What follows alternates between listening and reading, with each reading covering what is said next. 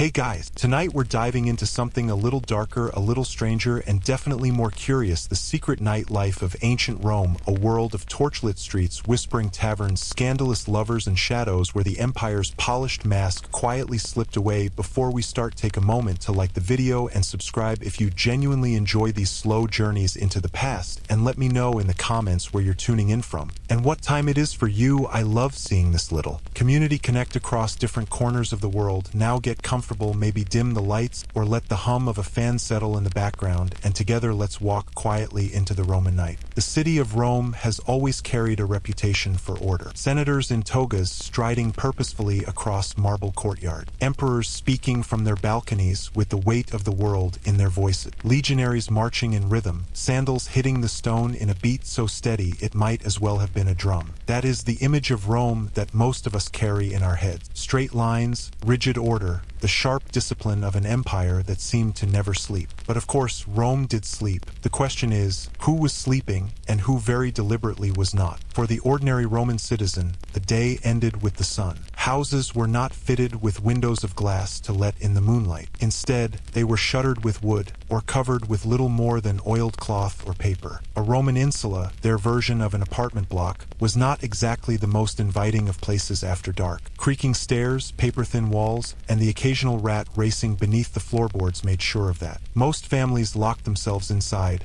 blew out the oil lamp to save precious fuel, and tried to sleep. The respectable were meant to vanish into silence. But the city of Rome did not. It never truly did. Step into the streets after sunset, and you would discover a city that transformed itself. Daylight Rome belonged to senators, magistrates, priests, and merchants. Nighttime Rome belonged to everyone else. Thieves, drunkards, gamblers, prostitutes, wandering philosophers, torch carriers, beggars, poets, and lovers. Each claimed a corner of the dark. The air that by day was filled with shouts of traders and clatter of carts, by night became thicker, heavier, saturated with smoke, with the perfume of spiced wine, with whispers, laughter, and occasionally screams. It was in the night that Rome's mask slipped. We have to imagine a world without electricity. Oil lamps sputtered, torches burned smoky and low, and the moon was often the brightest lamp of all. Romans feared the night, and yet they could not resist it. Darkness meant risk, danger, uncertainty. It also meant freedom. And in a city where daylight hours were ruled by hierarchy and law, freedom had a peculiar sweetness when tasted after dark. The upper classes liked to pretend that they retired early, that their nights were filled with nothing more scandalous than reciting poetry over honey cakes. That illusion did not last long, because Rome's elite had a habit of disguising themselves, cloaks pulled low over their heads, faces hidden, slipping into alleys where their names and reputations no longer mattered. At night, senators gambled with slaves, matrons met gladiators, and emperors themselves walked among the crowds,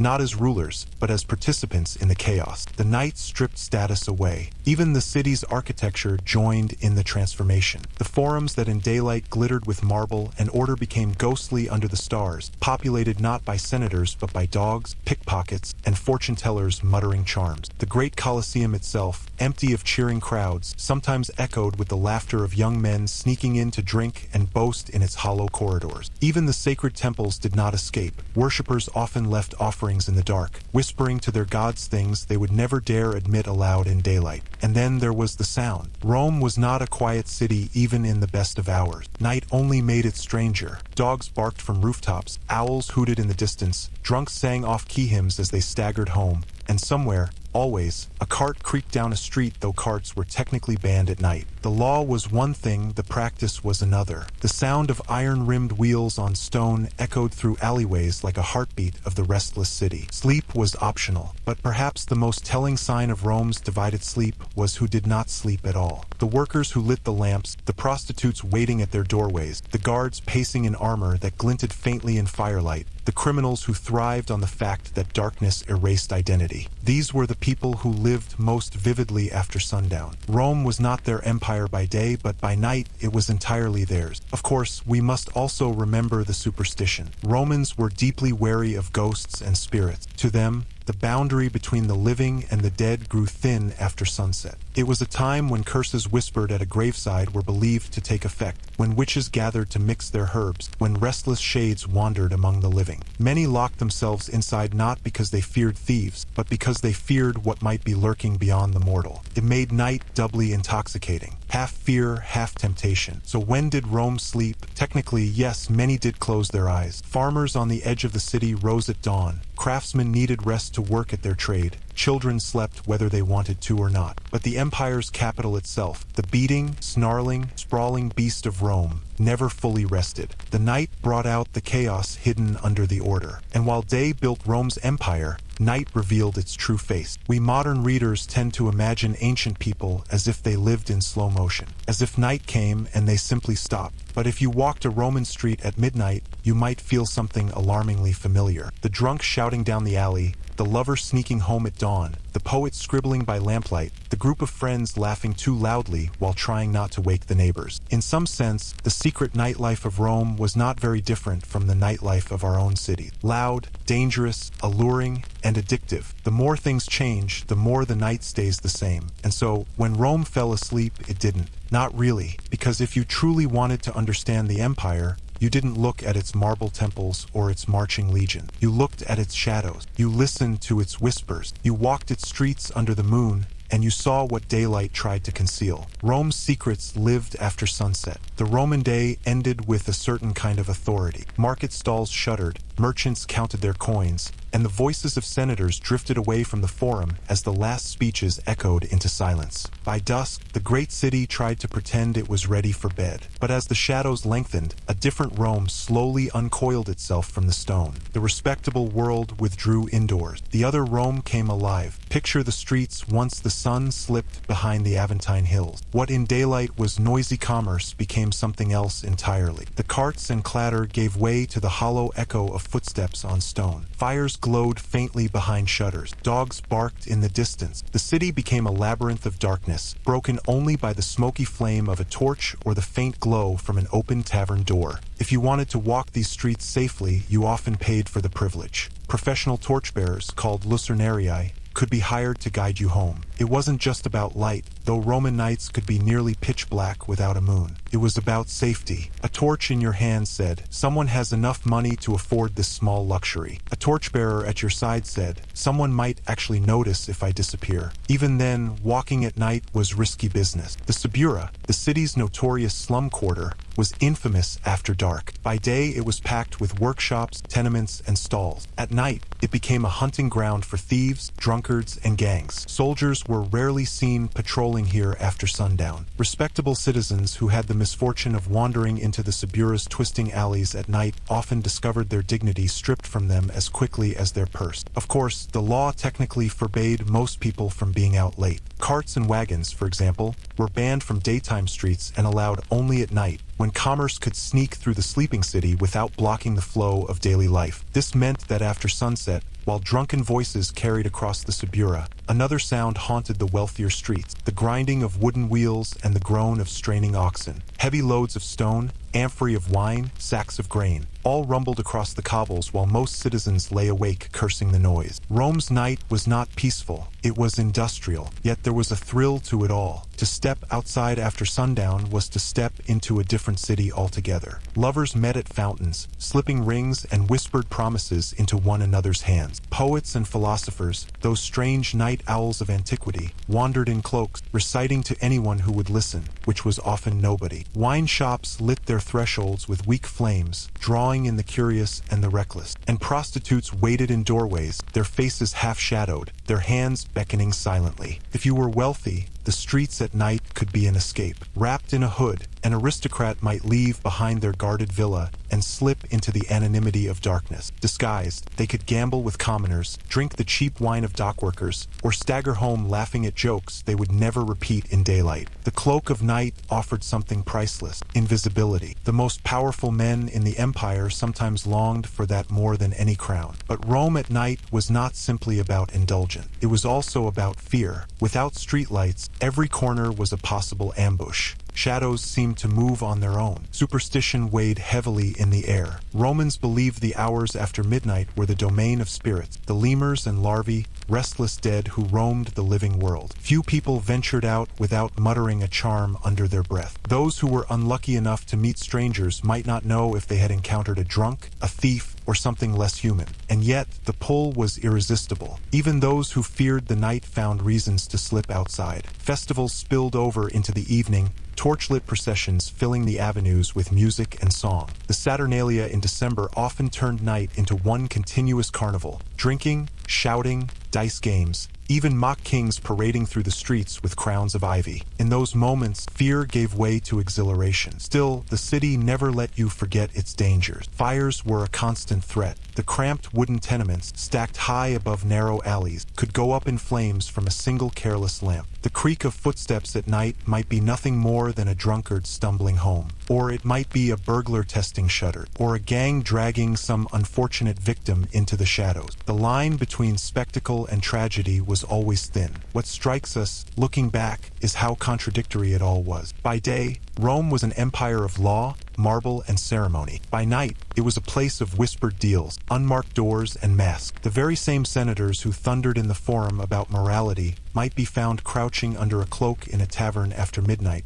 rolling dice with sailors. The very same matrons who paraded through temples in honor of the gods might be slipping into alleyways to meet lovers. Respectability was a costume that daylight demanded. Darkness demanded nothing at all. So if you picture yourself stepping into Rome after sunset, imagine a place at once intoxicating and treacherous. Oil lamps flicker in windows, voices echo from taverns. The air carries the smell of smoke, cheap wine, and roasting meat. Somewhere, a cart rattles over cobblestones. Somewhere else, someone slips into an alley to disappear into the night. The moon glows faintly above the tiled rooftops, and the entire city seems to hold its breath, waiting to see whether tonight it will offer you pleasure or ruin. Rome did not go to sleep when the sun went down. It simply changed costumes, and the city you thought you knew in daylight became something else entirely. A city of whispers, shadows, and secrets, where the empire's most human face revealed itself in the flicker of a torch. If you want to find the true pulse of Roman nightlife, you don't stand in the forum or peek into a senator's villa. You push open the door of a smoky tavern sometime after midnight, and you let your eyes adjust to the glow of a single oil lamp swinging overhead. Because for all the empire's pomp and marble, the taverns and wine shops were where the city's secrets fermented.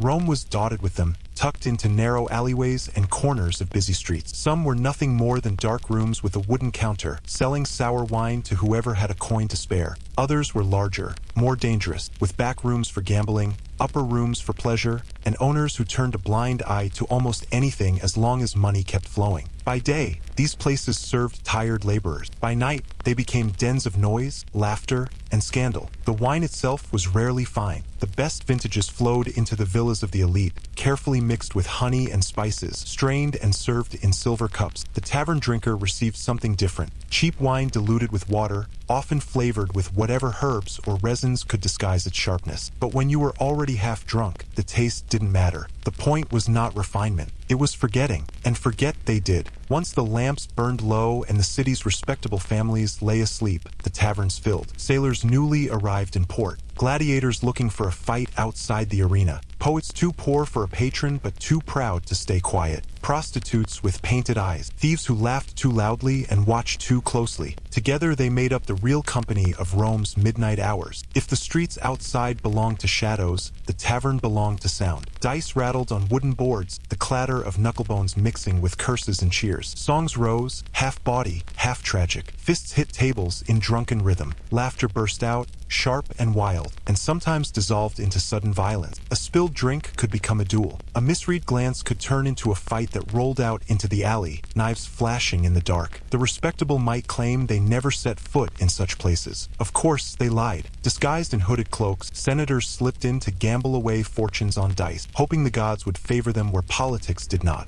Wealthy matrons, veiled to hide their features, appeared not to drink but to watch, to indulge in the thrill of being present in a world their status forbade. And occasionally, an emperor himself made an appearance. Nero was known to wander at night, drinking in taverns, brawling with strangers, and delighting in the chaos he caused when nobody recognized him, or when they recognized him too late. For women, taverns carried a particular reputation. Respectable Roman women were not supposed to linger in wine shops. To do so was to court scandal, which is precisely why some did. A woman alone in a tavern was instantly labeled as available, whether she was or not. Many prostitutes worked directly out of taverns, meeting clients in back rooms separated from the main hall by little more than a curtain. The mingling of wine and flesh was so natural that Romans sometimes used the same word for tavern keeper and pimp. And yet, there was a strange democracy here. In daylight, Rome was a city of rigid hierarchy. At night, over a jug of cheap wine, those barriers blurred. Slaves sat beside free men. A gladiator might arm wrestle with a senator's son. A beggar might mock a poet. In the glow of the tavern, everyone was equally loud, equally drunk, equally vulnerable. For a few hours, the empire itself seemed to dissolve into laughter, dice, and spilled drink. Of course, not everyone entered these places willingly. Tavern keepers had their tricks. A customer too drunk to count his coins might be charged triple. A visitor who drank too much might wake to discover his purse had vanished, his sandals stolen, and his dignity bruised. But the risk was part of the allure. To step into a tavern at midnight was to step into a place where the rules of daylight no longer applied. Romans themselves were divided on the subject. The moralists condemned taverns as nests of sin, corruption, and moral decay. The poets, however, often adored them. Martial, Juvenal, Horace, all left behind verses describing tavern scenes, sometimes with scorn, often with amusement. It was as if everyone understood the role these smoky rooms played. They were not places of glory, but they were undeniably places of truth. Imagine it. The air thick with smoke, oil lamps barely cutting through the gloom, the smell of sour wine, sweat,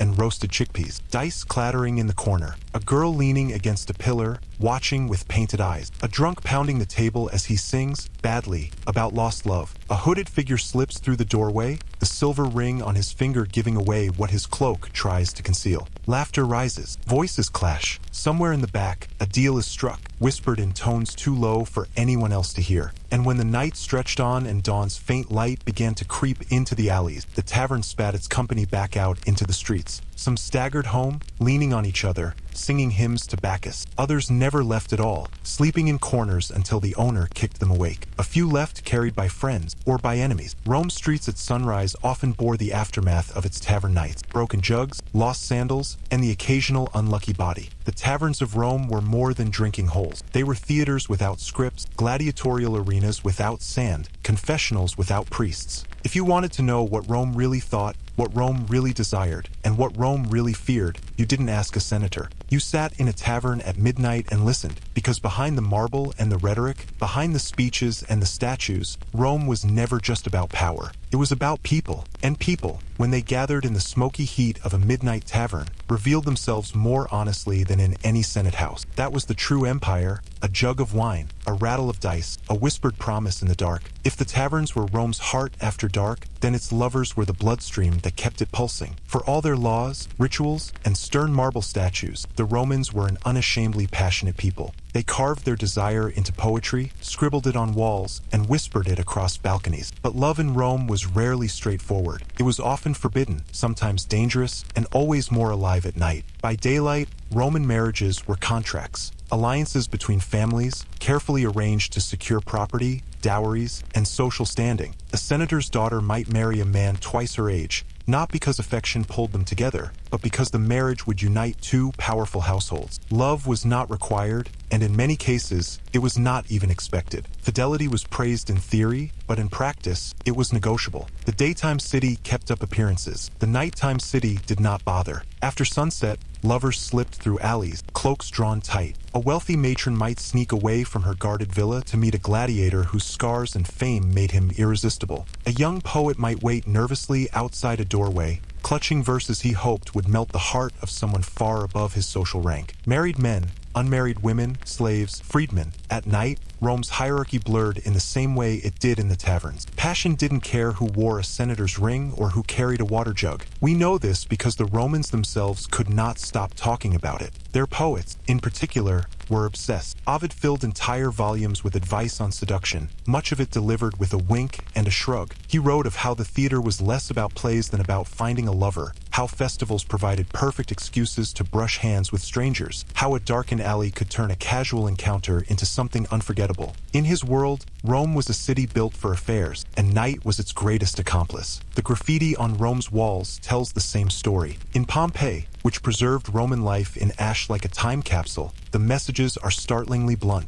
I love the girl from the tavern. Admetus got me pregnant. Secundus loves Iris. Crude sketches, names entwined in hearts, boasts, and confessions scratched hurriedly into plaster. It was as if the city itself could not hold in the secrets of its lovers, spilling them onto the walls for anyone walking past with a lamp to read. And yet, Roman love was not just scandal. It could be surprisingly tender. Archaeologists have uncovered little tokens, bronze mirrors, carved rings, inscribed bracelets, exchanged in secret as pledges of affection. Some of the poetry is achingly intimate. Catullus, the poet who often mocked and sneered at society, wrote with raw devotion to his mistress Lesbia. He captured what it meant to ache with longing in the silence of the night, to feel both consumed by love and destroyed by it. The city, for all its noise, understood the silence of desire. But love in Rome also came with risk. For women especially, discovery could mean ruin. A wife caught with a lover could be divorced publicly, disgraced, even cast out of her home. The laws gave men power to punish wives for adultery, though they often looked the other way when it suited them. What was scandalous for women was sometimes shrugged off as entertainment for men. The hypocrisy was as sharp as the cobblestones underfoot,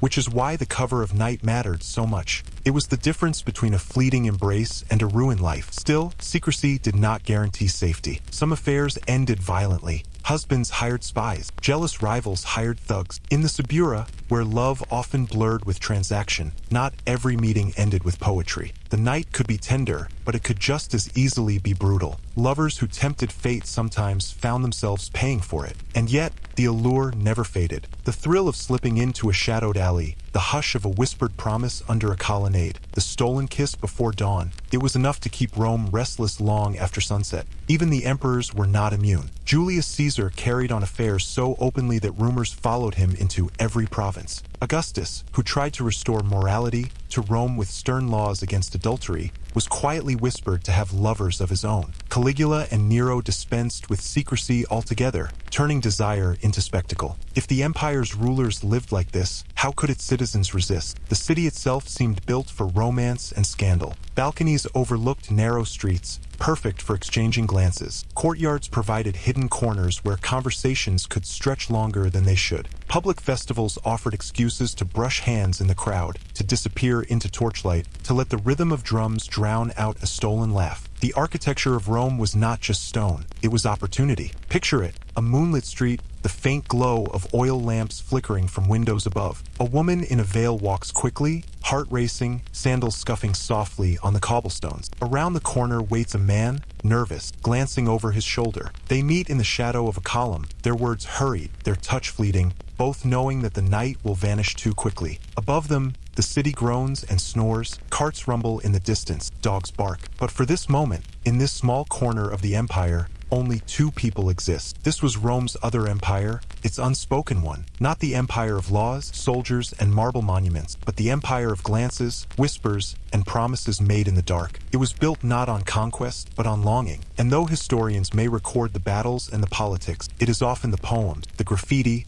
and the secret tokens that remind us of what truly kept the Roman night alive. Because Rome, more than any other city of its age, understood that desire is stronger than law, that when the lamps are lit and the doors are bolted, when the marble facade fades into shadow, the heart insists on being heard. And so, long after the senators closed their scrolls and the priests locked their temples, the lovers of Rome carried on. Hidden, reckless, and very much awake. If Rome's taverns were its heartbeat and its lovers were the blood rushing through its veins, then the banquet was its stomach and, some might say, its downfall. For the Romans, eating was never just about eating. It was performance, theater, competition, and excess. At night, the city's wealthiest citizens threw banquets that stretched into dawn, where the food was endless, the wine flowed like a river, and appetites, culinary and otherwise, were rarely restrained. The banquet was the stage where status was measured not only in gold or titles, but in how extravagantly one could consume. A senator did not impress by owning a villa. He impressed by serving dormice stuffed with minced pork, or flamingo tongue roasted in honey, or oysters shipped from the farthest edge of the empire. Each dish was a declaration. Look how much power I command. Look how far my reach extends. Every bite was political, and every bite was long. Romans did not believe in rushing meals. A proper feast might last 8 hours, sometimes 12. Guests reclined on couches arranged in a U-shape, their bodies propped on one elbow, leaving the other hand free to pluck grapes, sip wine, or gesture dramatically at a fellow guest's anecdote. To modern eyes, it looks uncomfortable, a recipe for indigestion. But to the Romans, it was elegance itself. To recline was to remind everyone that you had no need to work, no fields to till, no trade to manage. You could simply lie down and let the empire feed you. Wine, of course, was everywhere. But unlike today, Romans never drank it straight. That was considered barbaric, something northern tribes might do. Roman wine was always mixed with water, honey, or spices. Stronger blends were reserved for soldiers and troublemakers. At banquets, the ratio of water to wine was carefully decided by the host. Too much wine, and guests would be incoherent too soon. Too little, and the night would lack the laughter that gave it flavor. Drinking was a game of balance, though balance was rarely achieved. Then there was the entertainment. No Roman banquet was complete without it. Musicians played lyres and flutes, dancers twirled through the torchlight, acrobats bent themselves into impossible shapes. Sometimes a trained slave might recite poetry, or an invited philosopher might deliver a witty lecture, timed perfectly between courses. And when the mood was more decadent, the entertainment blurred into the sensual. The lines between dinner, theater, and bedroom were not always so carefully drawn. The dishes themselves came in waves. First the gustatio, appetizers to awaken the appetite. Olives, cheese, eggs, little bites of fish. Then the prima mensa, the main courses, which might include whole roasted boar, peacock, hare, or fish stewed in garum, that infamous Roman fish sauce whose pungent smell could be detected streets away. Finally, the secunda mensa, desserts, honey cakes, fresh fruit, nuts roasted in salt. By the time the figs appeared, guests were often too full to notice, but in Rome, dessert was not about need. It was about abundance. But here is the strangest part. Romans prided themselves on eating to excess and then eating more. This is where the infamous vomitorium comes in, often misunderstood. No, it was not a special room for vomiting, though the myth is persistent. The word actually referred to the exit passages of amphitheaters. And yet, the myth exists because the Romans really did practice what we might politely call strategic reversal. Some guests excused themselves, lightened their stomachs, and returned to the couches ready for another round of peacock tongue and honeyed wine. Whether it was as common as gossip suggests is debatable, but the fact that anyone did it at all is revealing enough. A banquet was not merely about eating, but about showing off. Guests competed in wit as much as in appetite. A clever toast, a shocking joke, a story told so vividly that it silenced the room. These could raise a person's social standing as much as a fine dish. To recline in silence, chewing quietly, was nearly a sin. One had to perform and to be seen.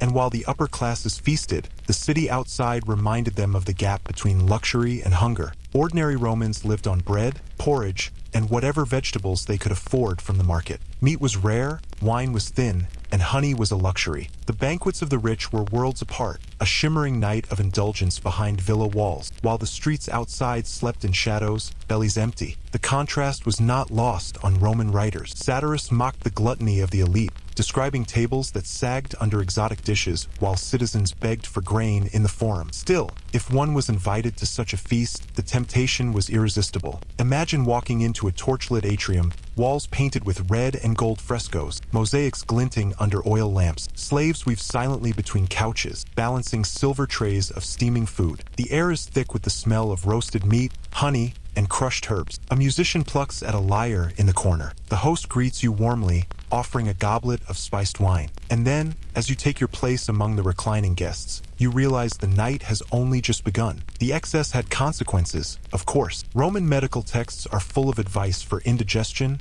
liver trouble, and the other inevitable outcomes of living nightly in this way. But moderation was never Rome's strong point. If the empire was destined to fall, it was perhaps not the barbarians who would topple it, but the weight of its own banquets. And yet, the banquet was more than gluttony. It was also connection. Political alliances were forged over roasted dormice. Friendships were strengthened over shared wine. Lovers exchanged glances across platters of figs. Stories were told, poems recited, memories created. For all its absurd excess, the banquet was still recognizably human. People gathering to eat, to talk, to laugh, to belong. It is said that an empire can be measured by how it eats. If that is true, then Rome was a feast without end, a city that gorged itself on the world it conquered, swallowing flavors, spices, and delicacies from every corner of its reach. And when the city finally slept, when the torches burned low and the last goblets were drained, the echoes of its laughter lingered in the air. Rome ate not because it was hungry, but because it was Rome. And in the long nights of its banquets, it revealed itself greedy, brilliant, decadent, human,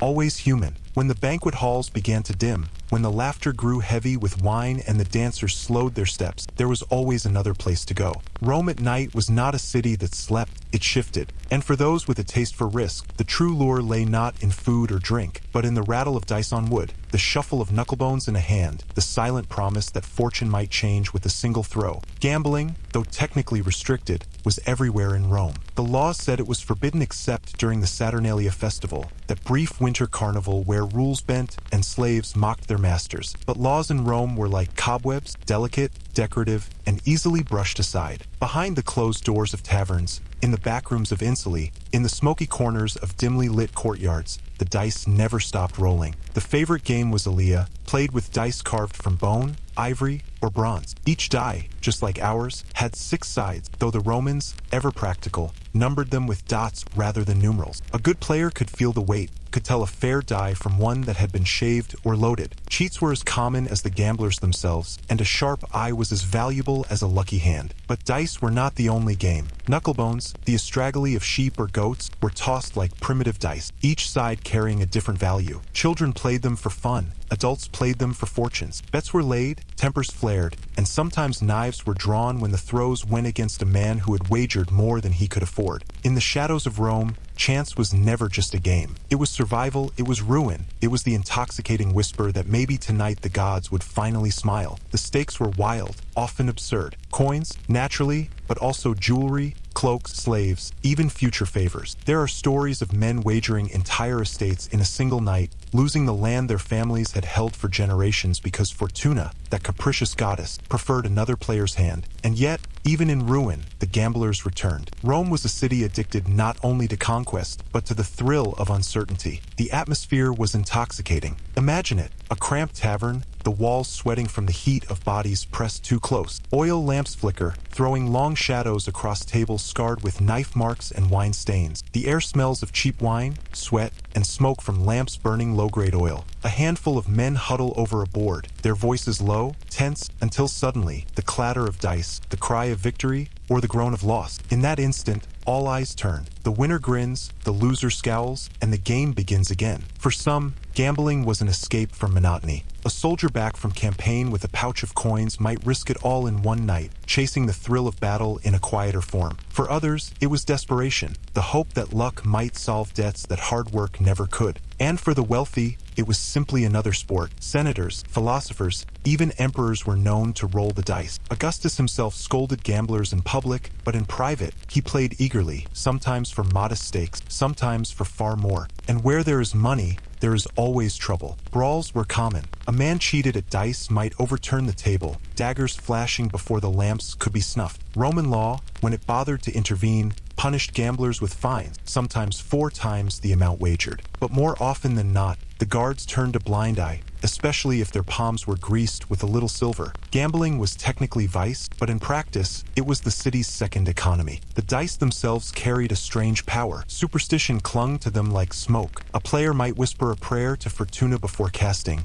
or spit on the bones for luck. Some believed certain throws could be coaxed by ritual, that the gods themselves sat watching, deciding which way the dice would land. And perhaps, in a city where so much depended on chance, war, politics, love, gambling was less a vice than a mirror. A reminder that life itself was always a throw of the dice. Women, too, played, though more discreetly. A respectable matron would not be found in a smoky tavern, but in the privacy of a villa, dice rattled just as feverishly. Inscriptions and graffiti on walls reveal female names alongside boasts of winnings. Even the goddesses joined the game. Fortuna, Venus, even Isis were invoked as patrons of dice and bones. Rome was a city where everyone gambled, whether openly or in shadows. And yet, beneath the thrill, there was always the risk of destruction. A single unlucky night could ruin a man, and with him, his family. Ancient satirists delighted in mocking gamblers who lost everything, wandering the streets in tattered tunics, muttering to themselves about fortune's cruelty. But the mockery rang hollow because everyone knew it could happen to anyone. Still, the dice rolled on. Night after night,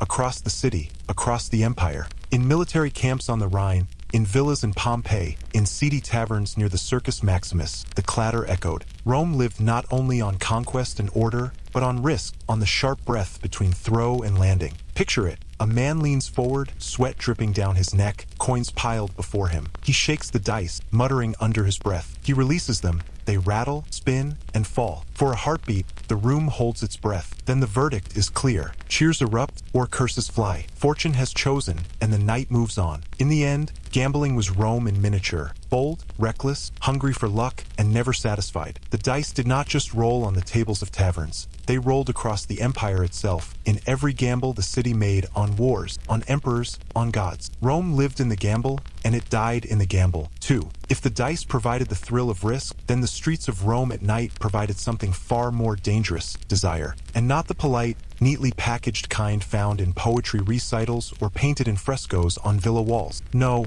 what Rome offered after dark was raw, unapologetic, and often brutally transactional. It was a city where temptation was not hidden, it was advertised. Literally, step into the Subura, that infamous district wedged between the Esquiline and Viminal hills, and you would find yourself walking into the very lungs of Rome's forbidden nightlife. Taverns that never closed, cookshops that smelled of smoke and garlic, and above them, behind half-shuttered windows, the unmistakable glow of the brothel. By day, Subura was cramped and noisy. By night, it was a carnival of whispered promises and open invitations. Roman brothels, the lupanaria, were not coy places. The very word comes from lupa, meaning she-wolf, a slang for prostitute. The entrance was often marked by a simple sign, sometimes a fresco, and more often than not, by graffiti carved right into the stone outside. Crude sketches of acts best left undescribed, names, prices, even reviews left behind by previous customers. The walls of Rome spoke, quite literally, of its pleasures. Inside, the brothels were usually nothing more than small rooms, each with a narrow stone bed built into the wall, sometimes covered with straw or a worn cushion. Privacy was rare. Curtains, if you were lucky. And yet,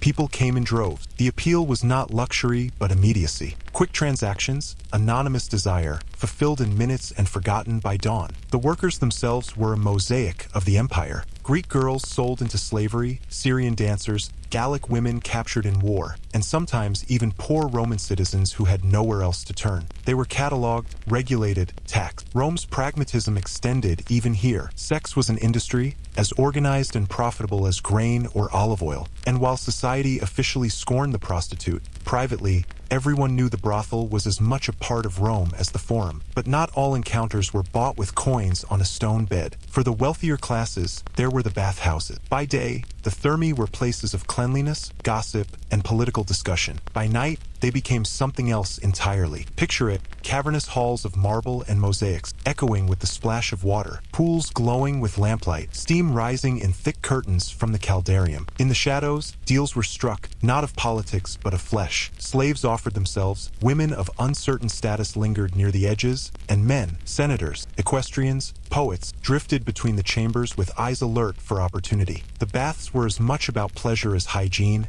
and everyone knew it. This dual life of the bathhouse fascinated and horrified Rome in equal measure. Satirists joked endlessly about the things that went on in the steam, and moralists wrote fiery condemnations. Yet still, the doors stayed open, the lamps were lit, and the pools remained crowded long after sunset. And then there were the private encounters, the whispered doors that opened in villas and tenements alike. Lovers sneaking through alleys, climbing over rooftops, bribing slaves to leave doors unlatched. Adultery was everywhere in Rome, so common that it became almost a spectator sport. Poets like Ovid offered entire instruction manuals on how to conduct affairs, where to meet, what excuses to use, how to bribe a husband's servant for silence. The risk, of course, was real. Roman marriage was not always built on love, but it was built on honor, and to be caught in the wrong bed could be ruinous. Yet the danger only heightened the thrill. And besides, when emperors themselves paraded their lovers openly, why should ordinary Romans behave differently? Graffiti again tells us much of this hidden life. On the walls of Pompeii, crude verses declare love affairs, insults, boasts of conquests. Names are scratched into stone, paired with others, locked in eternal gossip. One can almost hear the voices in the night, the whispered confessions, the hurried footsteps, the laughter quickly smothered. What is striking is not the secrecy,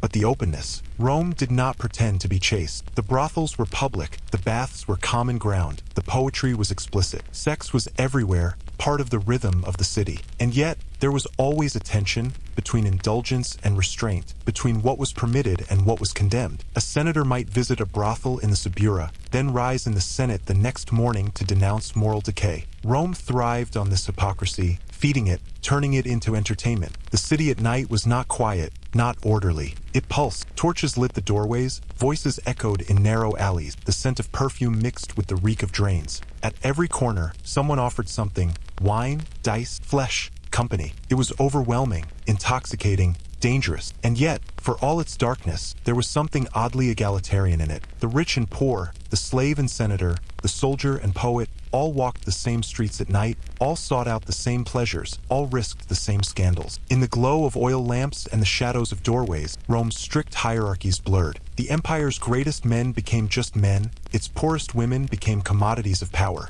Imagine wandering those streets, your sandals striking the stone, your ears filled with the calls of tavern keepers, the laughter spilling out of doorways, the murmurs behind curtains. You pass a bathhouse, the steam drifting out into the night. You glance up at a window and catch the flicker of movement, the curve of a figure leaning out, whispering an invitation. The city is alive, and it does not sleep. In the daylight, Rome was empire, order, majesty. At night, it was hunger, desire stripped bare, rules rewritten, doors left ajar. The Subura did not look like marble or gold, but it was every bit as much Rome as the Forum. The brothel, the bath, the secret tryst, they were the empire's other face, the one it never showed in triumphal arches, but the one everyone knew. Because Rome's power was not only built on legions and laws, it was built on human need, and nowhere was that need more visible, more honest, than in the streets after dark. If Rome's nights were alive with lust and chance, they were no less swollen with indulgence of another kind, the feast. For Romans did not eat simply to quiet hunger. They ate to perform, to display wealth, to stretch the limits of the body, to turn food into theater. The banquet, the convivium, was never a polite dinner. It was a production staged against the backdrop of gilded tricliniums, where marble couches stretched in a horseshoe around low tables laden with silver platters. Oil lamps flickered from niches in the wall, perfumed smoke coiled upward, and musicians played soft lyres to fill the pauses between courses. Guests did not sit, they reclined, half lying on cushions, draped in loose robes, drinking, gesturing lazily with hands that rarely touched the floor. By the time the city outside had grown dark, the dinner had only just begun. The first course, eggs, olives, salted fish, dressed lettuce, was a mere overture. Then came the parade of meats, fish, exotic birds, honeyed pastries, and fruits drenched in imported spices. Romans adored spectacle, and the feast itself became a kind of edible showpiece. Whole pigs roasted and stuffed with sausages, dormice fattened on acorns, rolled in honey and poppy seed, flamingo tongues simmered with herbs, peacock roasted with its jeweled feathers reattached for dramatic effect. To us, it sounds almost grotesque. To them, it was refinement. The rarer the dish,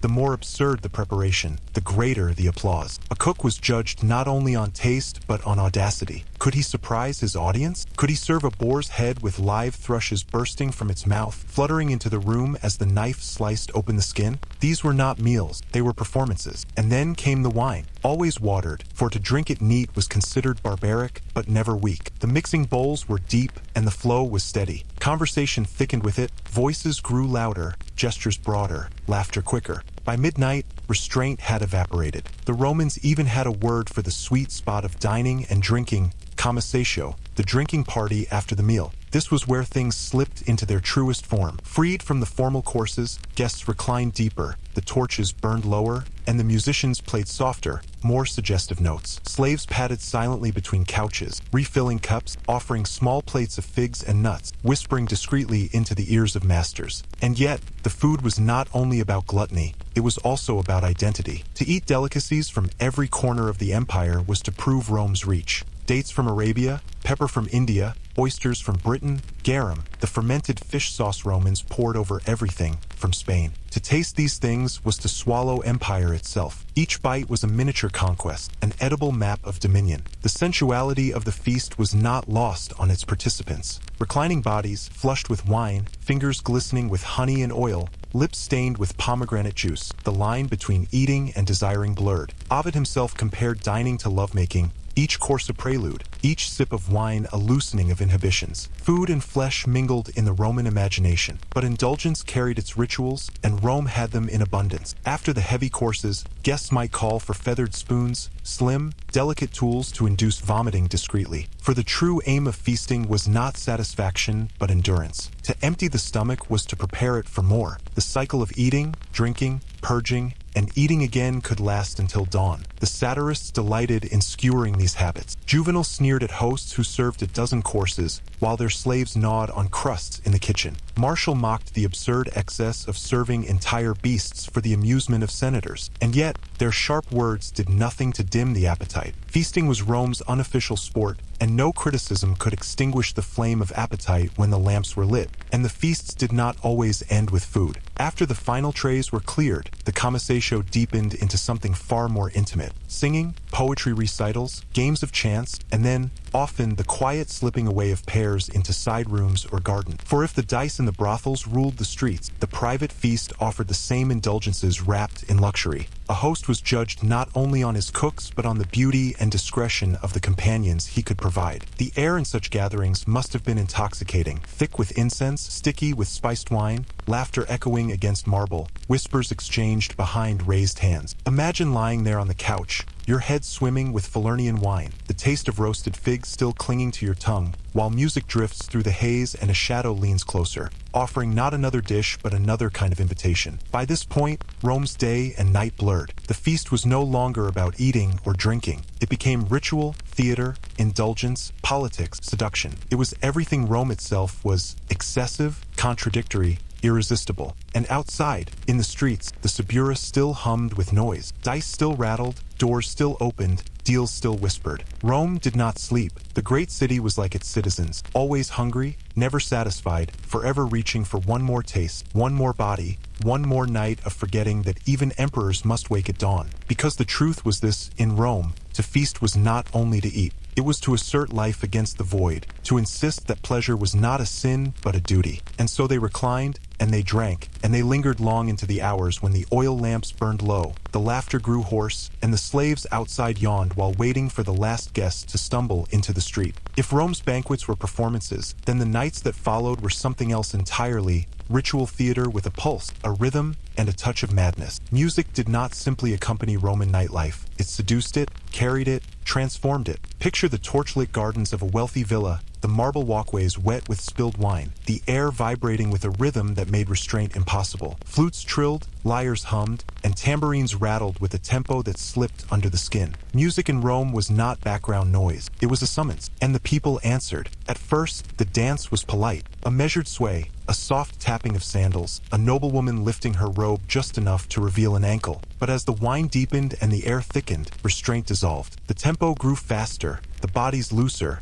the laughter sharper. Slaves with drums pounded out wild beats. Women with ivy crowns whirled in circles, their hair unbound, their voices lifted in cries that were not entirely joyful, not entirely human. These were echoes of something older, something Rome had borrowed and reshaped: the rites of Bacchus, the god the Greeks called Dionysus. To invoke him was to invite both ecstasy and terror. He was the god of wine, yes, but also a frenzy, of transformation, of that thin edge where joy tips into chaos. The Bacchanalia, as the rituals were called, had once been secret, held deep in the countryside, in shadowed groves, by torchlight and drumbeat. Men and women alike drank until the world dissolved, shedding clothes, names, inhibitions. In the frenzy, worshippers claimed to feel the god within them, their bodies no longer their own, their cries not their own voices, but his. When these rites reached Rome, they were intoxicating and dangerous. Rumors spread of wild orgies, of conspiracies whispered in the shadows, of crimes hidden beneath the cloak of frenzy. By 186 BCE, the Senate, panicked by tales of excess and rebellion, declared the Bacchanalia illegal. They saw not worship but chaos, not piety but treason. And yet, banning Bacchus was like trying to cork the sea. The rites went underground. They resurfaced in whispers, in secluded gardens, in the private villas of those powerful enough to defy the decree. The ban only made them more alluring. To attend was not just indulgence, it was defiance. Imagine it now, a midnight gathering outside the walls, where torches flare against olive trees. A circle forms, drums beat faster, figures sway in rhythm, and the air is thick with smoke and sweat. Wine is passed in great bowls, spilling over hands and chests, staining lips. The dance grows frantic. Sandals are thrown aside, tunics loosened, bodies pressed closer. No longer individuals, but a single, writhing tide. And at the height of it, the moment of possession. Worshippers believed the god himself entered them, in the shiver that ran down the spine, in the sudden scream, in the wild leap into the circle. For that moment, you were not Roman, not man, not woman. You were Bacchus, ecstatic, unbound. To outside eyes, it was madness. To those within, it was freedom. A way of shedding the suffocating order of Roman life, its laws, its ranks, its rigid roles, and dissolving into something primal, something divine. And music was the key. The flute, sharp and piercing, cut through the night like a cry. The drum, deep and relentless, was the heartbeat of the crowd. Together they pulled the dancers past exhaustion, past hesitation, into trance. This was not performance, it was surrender. But surrender could be dangerous. Roman historians, always keen to moralize, filled their accounts with tales of what happened after the frenzy. Plots hatched, murders hidden, promises made in the haze of ecstasy. Whether these were true or not mattered less than the fear they inspired. To Rome's rulers, a crowd that could forget itself so completely was a threat, and yet the lure never vanished. Even centuries later, poets hinted at nocturnal rites, whispered invitations passed at banquets, music drifting through garden walls long after curfew. The wild nights of Bacchus never truly ended. They simply shifted, adapted, hid in plain sight, but the influence seeped even into the everyday. The gestures of backchic dance found their way into public performances, into pantomimes and mimes staged in theaters. Musicians borrowed the rhythms, dancers the unbound hair, the frenzied leaps. Even when Rome condemned Bacchus, it could not escape him. And perhaps that is what Rome's nightlife was always circling around, the desire to break free. By day, the city was strict, hierarchical, armored in law and duty. By night, under the sway of music and wine, it flirted with chaos, and nothing embodied that more perfectly than the dance of Dionysus. So when you picture a Roman night, do not imagine only the quiet murmur of banquets or the measured clatter of dice. Picture the wild edge too, the torches in the grove, the drumbeat on the air, the circle of bodies moving faster and faster until they blur, until they are no longer Romans at all but something ancient, something timeless. For in that moment, Rome was not a city of law but of rhythm, not a city of senators but of dancers, not a city of order but of ecstasy. And perhaps that was the real secret of its nights, that beneath the marble and the discipline, Rome longed to lose itself, if only until the dawn. By day, Rome declared itself the pinnacle of order, discipline, and virtue. By night, it slipped down alleys where lamps burned red, where shadows beckoned, and where the hum of the city gave way to whispers, laughter, and the creak of wooden beds. These were the lupenaria, Rome's brothels, as woven into the fabric of the city as temples and baths. The word itself, lupa, means she-wolf. It was the name Romans gave to prostitutes, and also to the mythical creature said to have nursed Romulus and Remus, the founders of Rome. The irony was not lost on them. The city that claimed to be born from the milk of a she-wolf never outgrew its hunger for them. A lupanar was not a palace of pleasure. It was an engine, a cramped, smoky, perfumed machine designed to keep Rome's appetite fed. Most brothels were tucked into the lower levels of buildings, their walls plastered with crude frescoes, not as decoration, but as menus. Each painted scene offered a position, a service, a price. Literacy was optional. The art did the talking. The rooms themselves were little more than cells. Narrow stone chambers with low ceilings, a straw-stuffed mattress, perhaps a lamp. Privacy was rare. Noise bled through the thin walls, the cough of another prostitute, the moan of another patron, the rhythmic squeak of a bed frame. The air was thick with oil, incense, sweat, and the sharp tang of cheap wine. And yet, these places thrived. A soldier might stumble in fresh from the frontier, still smelling of leather and dust. A senator, cloaked and hooded, might slip inside to lose his title for an hour. Slaves came too, sometimes to serve, sometimes as paying clients when they could scrape a few coins together.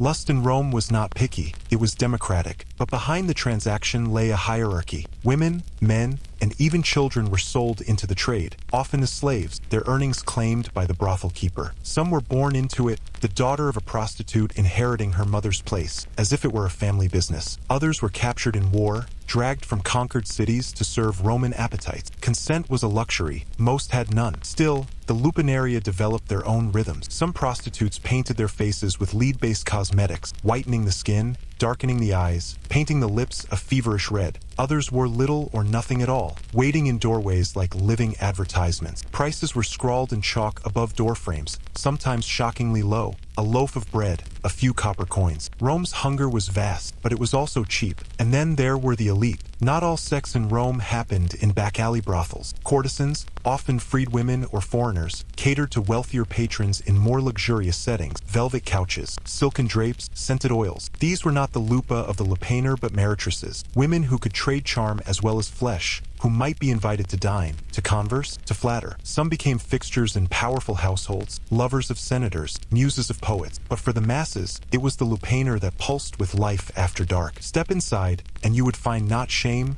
but business as usual. A keeper collected coins at the door. Patrons jostled in the hallway, drunk, impatient. From within the cells came the soundtrack of Rome's secret night life. Moans, laughter, sometimes arguments, sometimes violence. In Pompeii, buried beneath ash and preserved in eerie detail, one such brothel still stands. Its walls are covered in faded but unmistakable frescoes, couples in every position imaginable, each painted with blunt clarity. Archaeologists call it erotic art. In truth, it was simply advertising. The ash froze at all mid-moment, the graffiti scratched into the walls, the grooves worn into the stone thresholds from countless feet passing through. 2,000 years later, the rooms still whisper, and Rome whispered too. Brothels were both everywhere and invisible. Everyone knew where they were. No one admitted going. Moralists railed against them even as emperors frequented them. Augustus, in his campaign to restore Roman virtue, outlawed adultery but left prostitution untouched. It was tolerated, taxed, and quietly encouraged. Better, they thought, to have vice contained in red-lit rooms than spilling uncontrolled into the streets. But nothing in Rome was ever contained. The lupaneria were not just places of flesh. They were nodes of gossip, of secrets. A drunken senator might let slip a political scheme. A soldier might boast of a campaign not yet announced. Slaves working there carried information from one patron to another, weaving a net of whispers that stretched across the city. To enter a brothel was not only to risk disease or scandal, it was to step into a shadow market of information.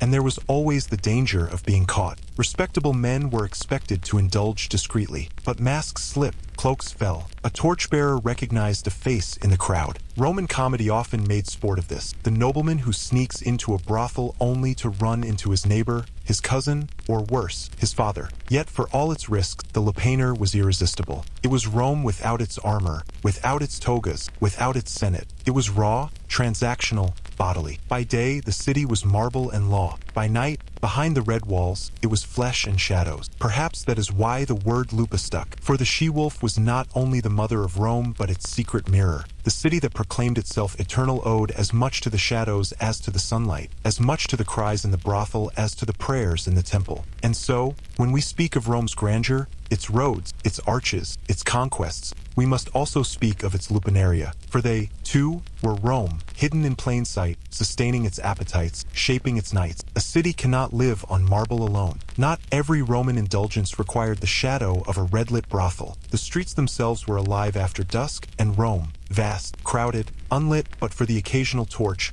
was a stage for the oldest trade in the world. If the lupaner was the engine of desire, the streets were its theater, messy, unpredictable, and dangerously alive. By day, the forum thundered with orators, merchants, and magistrates. By night, it shifted. The marble steps became meeting points, dark alleys filled with whispers. Women and men stood in doorways, draped in thin, revealing tunics or sometimes little at all, waiting, watching, calling out. They were the prostibuli, the streetwalkers of Rome, and they turned the city itself into a marketplace of flesh. The Roman satirist Juvenal wrote of them with disdain, mocking senators who slipped from their villas to meet women in shadowy corners, their sandals scraping softly on the stones. To Juvenal, it was hypocrisy. To the Romans, it was convenience. Why bother with the cramped, smoky lupaner when the streets themselves offered abundance? Graffiti, scratched deep into Rome's walls, still sings the tune of these encounters. Not the polished poetry of Ovid or Catullus, but the blunt honesty of anonymous hands. I had her here, one inscription declares, cost me 2 asses. Another brags of conquest, another another insults a rival. The walls became diaries, confessions,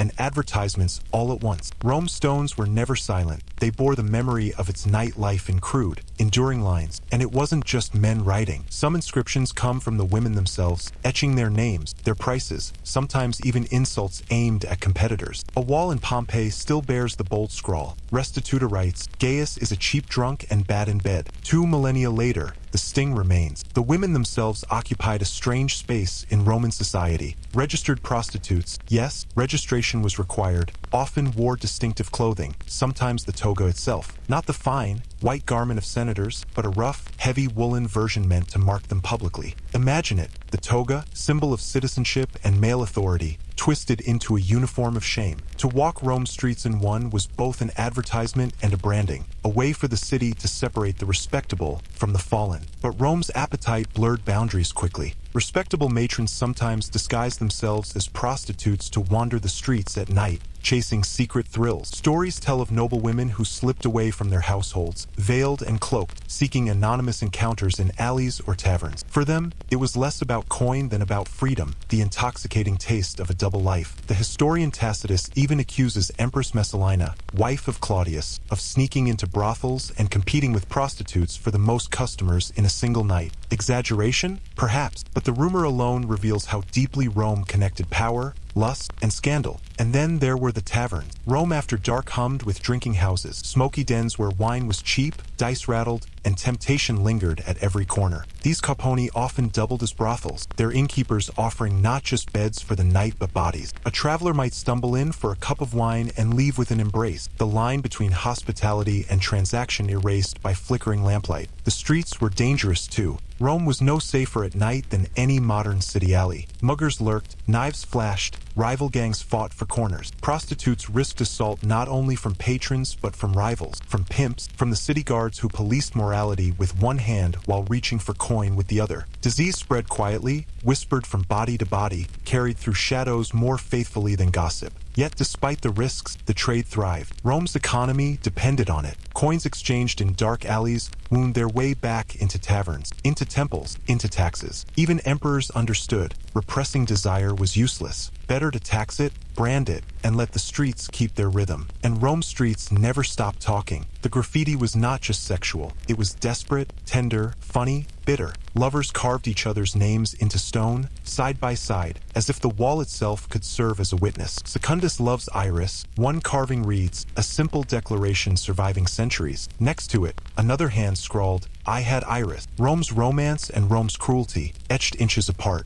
It was this layering of voices, prostitutes advertising, lovers confessing, rivals mocking, that gave Rome its texture. The city was alive in its walls. Walk through Pompeii or Herculaneum today, and you can still read them. 2,000 years gone, the walls whisper secrets of hurried embraces, drunken encounters, transactions sealed with a handful of copper. The streetwalkers of Rome were not invisible. They were the pulse. They stood at crossroads where senators passed, where slaves carried goods, where soldiers marched. They saw everything, heard everything, and left their mark not only on the bodies of their patrons, but on the stones of the city itself. And so, when you imagine Rome at night, don't picture silent marble. Picture flickering torches casting light on painted lips, on hands tugging cloaks, on walls covered with names and boasts. Picture the city as a living diary, its pages written in graffiti and whispers. Rome was never only its emperors, its triumphal arches, its philosophers. It was also its women in doorways, its men fumbling with coins, its walls speaking in crude, immortal honesty. The nightlife of Rome was not hidden in shadows. It was carved into stone, daring time itself to erase it. And time, so far, has failed. If the lupanar was the engine and the street the stage, then the tavern was the beating, wine-soaked heart of Rome's nightlife. By day, these establishments were humble, a place to grab a quick meal of bread, cheese, olives, maybe a thin stew, or a diluted cup of sour wine. But by night, once the respectable citizens withdrew behind bolted doors, the taverns transformed. They became noisy, smoky caves where appetites loosened, dice clattered, and the rules of Roman decorum were left outside with the dust. They were called capponi or taberni venerii, and though the elite writers sneered at them as dens of scoundrels, they thrived in every corner of the empire. Picture it, a cramped room lit by oil lamps, thick with smoke and the sour-sweet stench of cheap wine. Rough wooden tables scarred by knives, a floor sticky with spilled drink. Voices rising, laughter breaking into curses, the clink of dice echoing like tiny drumbeats of fate. And above all, the women. Not matrons and fine stolas, but tavern girls, sometimes slaves, sometimes freed, sometimes prostitutes whose services were as much on the menu as the watered wine. Their job was to keep the cups full, the dice moving, and the patrons drunk enough to forget the chill of the night or the weight of their debts. They leaned against tables, whispered promises, laughed at jokes they'd heard 1,000 times. In some taverns, the beds were in the back. In others, they were upstairs. The line between innkeeper and pimp blurred to nothing. Drunkenness was both expected and condemned. Roman elites wrote endless moralizing tirades about taverns as places of moral decay, where men squandered fortunes, dignity, and health. But of course, those same elites slipped into the very same taverns under cover of darkness, exchanging their senatorial dignity for a dice cup and a girl with coal-darkened eyes. Hypocrisy wasn't a sin in Rome. It was practically a pastime. And oh, the dice. Gambling was the true spirit of the tavern, more dangerous to some Romans than drink or lust. Wooden cups rattled with carved knucklebones, tossed onto tables with the kind of desperation only the perpetually broke can understand. Romans bet on everything: dice throws, races, gladiators, even the weather. Coins changed hands so fast they blurred. Men who came in with the week's wages often left with nothing, staggering into the streets cursing Fortuna, goddess of luck. Others found sudden windfalls, only to lose them an hour later in another round. Rome's nights belonged as much to chance as to desire. Taverns were also crucibles of violence. Too much wine, too much pride, too many insults. A man might accuse another of cheating with loaded dice. Knives flashed, blood spilled. The city guards knew these places well, but often they looked the other way, especially if a coin crossed the table or if the fight stayed quiet enough not to spill into the street. The tavern was Rome's pressure valve, a place where men could rage, drink, gamble, and fall into bed without staining the marble steps of the Forum. But not all taverns were equal. Some were little more than shacks on the edge of the Subura, Rome's notorious slum, filled with thieves, runaway slaves, and soldiers too broke for better. Others, especially along the great roads, were sprawling inns where travelers from across the empire mingled. Imagine a Syrian merchant trading stories with a Gaulish soldier, a Roman mule driver rolling dice with a Spaniard, all of them drinking from the same chipped cups. The tavern was an empire in miniature, a mixing pot of tongues, tempers, and appetites. And there were the secrets. Taverns were Rome's rumor mills, where gossip traveled faster than official decrees. A man might lean across a table to whisper of an affair in the imperial palace, of a senator's corruption, of a general's rebellion. Information, like flesh, was traded for coin or wine. The walls of the taverns were more dangerous than the walls of the Forum, because here tongues loosened under drink, and careless words could topple men of power. Even emperors feared the taverns. Augustus, ever the moral reformer,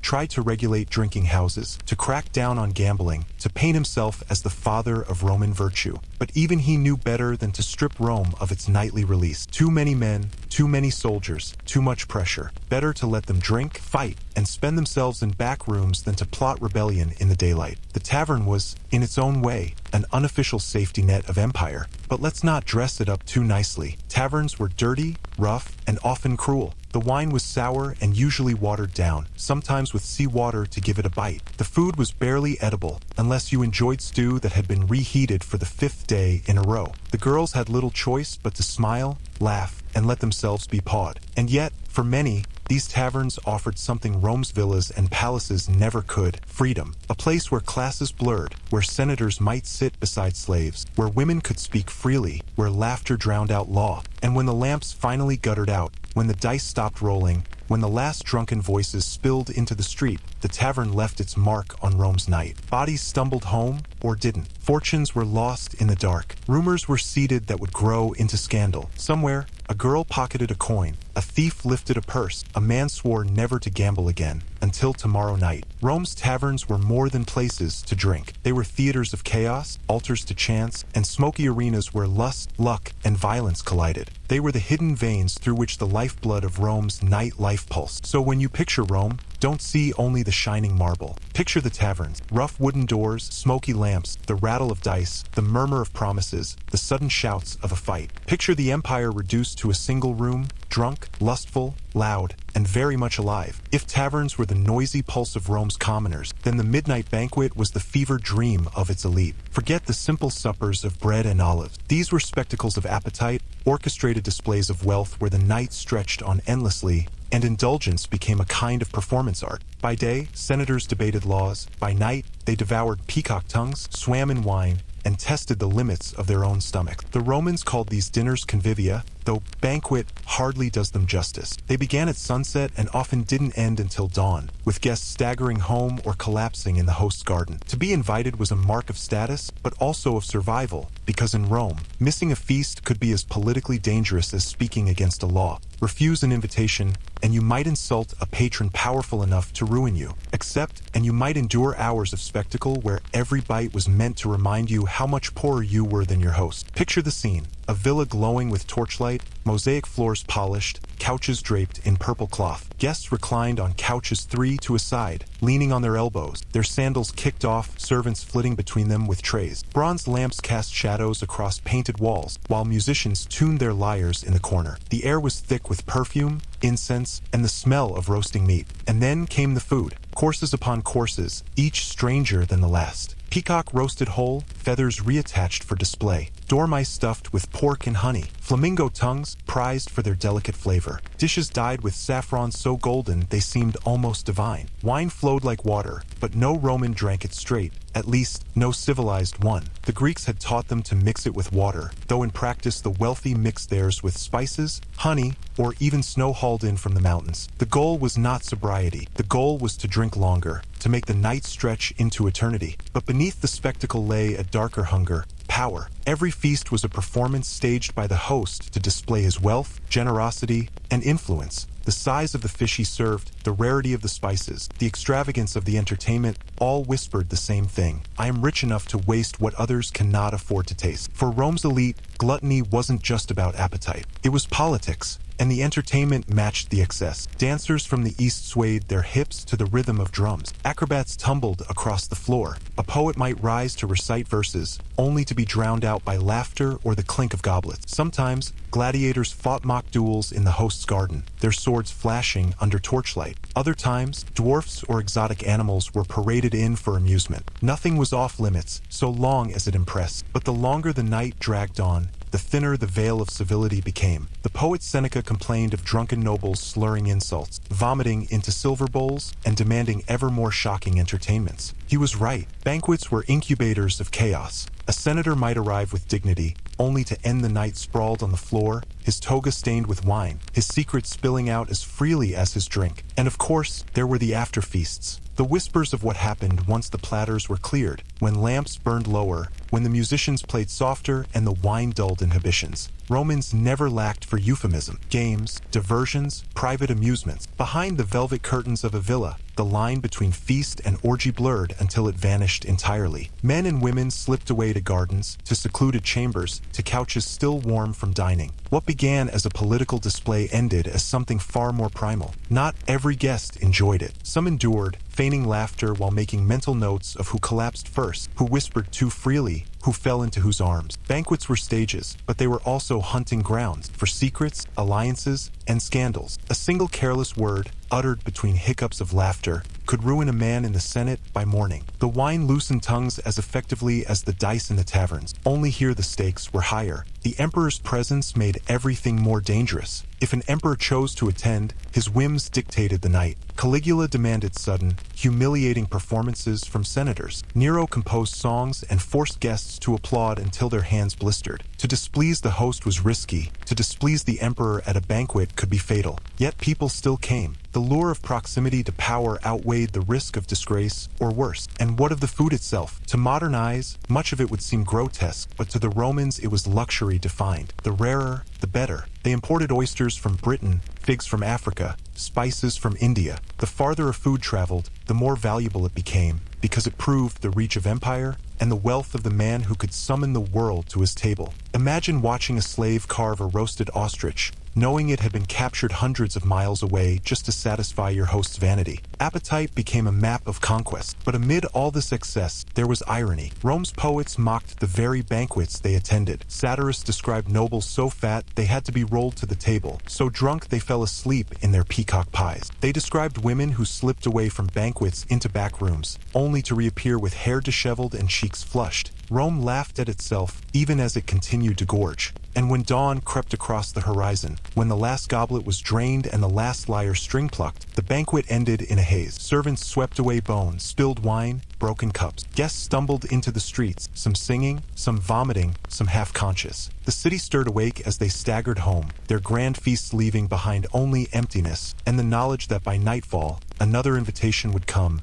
another performance would begin. The midnight banquet was more than gluttony. It was Rome in miniature. Excess, politics, spectacle, corruption, beauty, and ruin. A single night of feasting revealed everything about the empire's soul. For Rome never truly slept, it only moved from one stage of indulgence to the next. If Roman banquets were theaters of food and politics, then the orgy was its darker sequel, a play staged after the curtain fell, when the respectable masks of society slipped away, quite literally, into the candlelit corners of desire. The word orgy itself has been inflated, distorted, and smeared across centuries of gossip, but its roots lay in ritual. Long before senators and courtesans embraced the term, it belonged to the mystery cults of Greece. These were sacred nights of music, dancing, and wine, dedicated to Dionysus, the god of ecstasy. The Romans, never ones to resist a good import, borrowed the concept and molded it into something less holy and more unashamedly human. Imagine a Roman villa after midnight, shutters closed tight against the outside world. Torches flickered,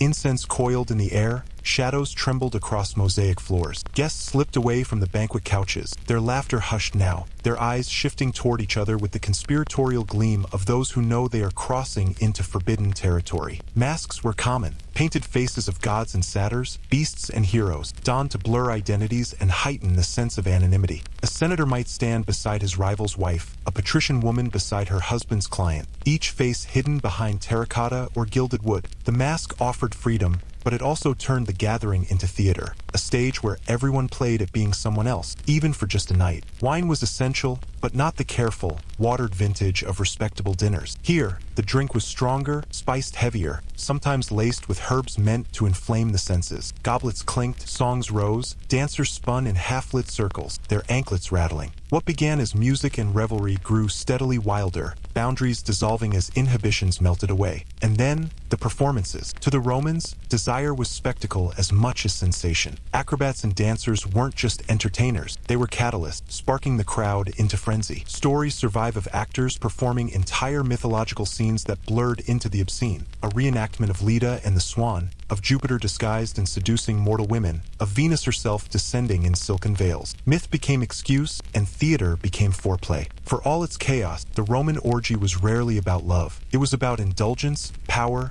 and release. To take part was to step outside of the rigid structures of Roman life. Senators who spent their days draped in dignity found freedom in the chaos. Matrons whose reputations were bound to virtue shed it like a garment. It was transgression made tangible. And in a society obsessed with appearances, the orgy's greatest thrill was its secrecy. Not everyone approved, of course. Writers like Livy thundered against the Bacchanalia, early versions of these wild nights tied to the cult of Bacchus. According to him, thousands of Romans gathered in secret groves and halls, drinking, singing, and giving themselves over to unspeakable acts. In 186 BCE, the Senate even passed a decree banning these gatherings, claiming they threatened the very order of Rome. But laws only make temptation stronger. The Bacchanalia survived underground, mutating into private orgies held in villas, palaces, and hidden chambers. And what of the whispers that survive? They speak of rooms lit only by lamplight, of bodies adorned in garlands of ivy and roses, of musicians playing until their fingers ached, of laughter that turned to moans behind curtained alcoves. They speak of slaves circulating trays of figs and honey,